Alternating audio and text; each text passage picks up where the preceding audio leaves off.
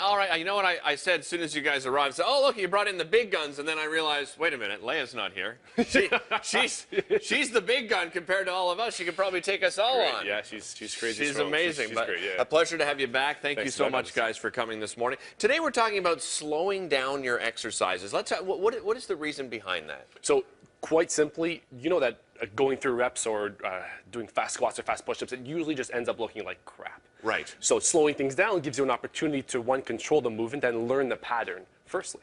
But it also helps us, like I said, control the movement or get some more stability within those end ranges, which is what you're looking for. You don't want to be floppy. You want to understand what it feels like to move properly. And this is a great basis. And I guess it helps, too, with the proper technique, right? The proper posture. That's so case in important. point, So many people, you go to, I'm sure you've seen it. You're at the gym, you're watching somebody, you're just like, oh, my God, what is that person doing, just one of these, pull the hat down low. So is this basically, are you doing any different exercises or the same exercises, but just slowing them down? Exactly, yeah. We're doing the same exercises, but slowing it down. So it's nothing fancy. It doesn't have to be like on a Bosu with one arm and one leg bouncing and throwing balls against the wall to be strength training or just basic movement. So we're taking a look at the squat. Okay. So Sean has a barbell, so a front squat here, and Andrew's doing a split squat. So we're utilizing that eccentric tempo, so slowing down. We're taking 3 seconds to 3 seconds and holding 1, 2, 3, and then come on and up. So this teaches, one, Andrew, to stay in that position to get the hip forward, a little stretch here. And to teach him, okay, that's the position that we want. We want that stable core. And Sean, the same idea. Okay, do you feel your heels? Are your ribs still locked down? Do you still have that like linear bar path? Right. So again, learning the movement, but at the same time, getting a little more stress on the muscles, a little more volume on the muscles, and teaching the body to slow down. And that's the basis of injury prevention.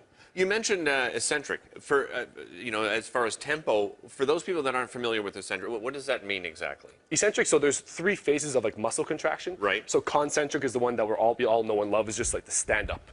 Okay. You're concentrating on like the push, if you will, for a push-up or the stand-up of a squat. Eccentric is the opposite way, so on the way down. So they're going, I'm eccentrically lengthening my muscles right now, my quads, my glutes. So it's like you're stretching the muscle. And then there's the isometric, which is the hold. Okay. So eccentric is down, isometric is hold, concentric is up. So you're basically you're kind of getting 2 out of those. Out of those 3, right? With this, because they are doing we're focusing the on hold 2, but too? actually getting 3. So eccentric on the way down. We're stopping for 3 seconds, so we're really focusing on the eccentric and the isometric. On the down, on the hold, and then standing on up, so getting that isometric. Okay. So we get all 3. Do we have some other exercises we can show here as well? We just let them keep doing those. These poor guys. Let's just keep them. How you feeling, guys? You okay?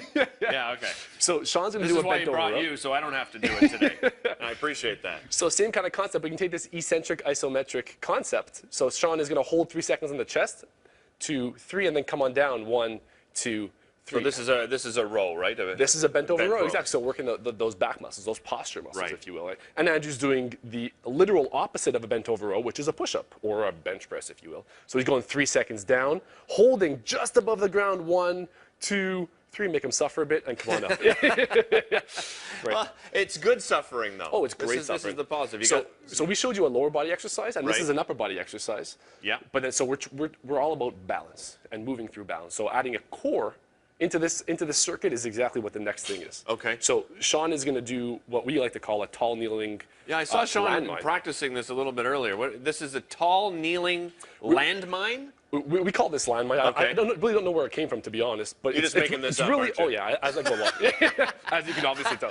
Just kidding. It's an anti-lateral flexion exercise. So he's resisting like the bend sideways, if you will, as that barbell is going from 10 o'clock to 2 what is he o'clock. working specifically here? What muscle groups? So to keep it as simple as possible, those side abs. Okay. Those obliques. Those transverse abdominis, internal obliques, external obliques, to help resist that side rotation. Okay. Right. And Andrew is doing a classic ab wheel. So these concepts, these eccentric and isometric, slowing down and holding, really can be applied to any exercise just to help you get the most out of it. If the weight that you have is too light, slow it down. It'll make it a lot more difficult. Is this something great for beginners too? You know, if you're going to the gym for the first time, instead of jumping in there, this is what you should start with? Do this, absolutely. This is a great way to focus on, okay, am I getting the movement right? Do I understand it? It's also a great way, like I mentioned, injury prevention training. You know, people get hurt when they use too much load. Yeah. So you can use a lighter load and control the entire movement and have just as much of a bang for a buck effect as if you would grab 300 pounds and try squatting. Yeah, but it's a lot safer. And great advice. And I've always said, I know not everybody can afford to see a personal trainer, once a week, but, just seeing them for a few times just to get to know how to do the right techniques. It's so important. So utilizing these tools is that's how you get the most out of your training. Yeah, I couldn't agree more. Hey, go visit this guy, Rich Thaw, Core Excellence, and his team. They do such a fantastic job. Thanks so much for joining us. Thanks Always for a having pleasure, us. guys. Yeah, keep going until break, okay? You guys look like you need some more work. We'll be back with more BT.